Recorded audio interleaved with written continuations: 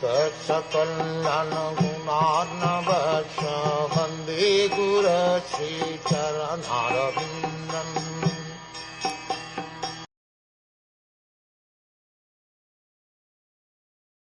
As Dhruva Maharaj, the king's son, kept himself steadily standing on one leg, the pressure of his big toe pushed down half the earth, just as an elephant being carried on a boat rocks the boat left and right with his every step.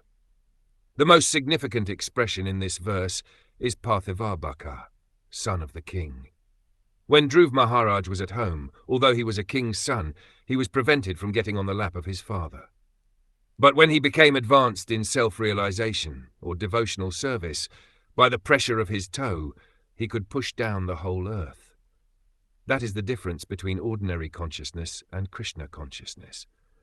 In ordinary consciousness, a king's son may be refused something even by his father, but when the same person becomes fully Krishna conscious within his heart, he can push down the earth with the pressure of his toe. One cannot argue, how is it that Dhruva Maharaj, who was prevented from getting up on the lap of his father, could press down the whole earth? This argument is not very much appreciated by the learned, for it is an example of Nagnamatrika logic. By this logic, one would think that because his mother in her childhood was naked, she should remain naked, even when she is grown up.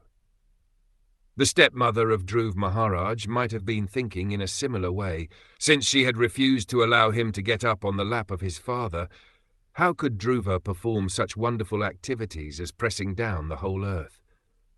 She must have been very surprised when she learned that Dhruva Maharaj, by concentrating constantly on the Supreme Personality of Godhead within his heart, could press down the entire earth, like an elephant who presses down the boat on which it is loaded.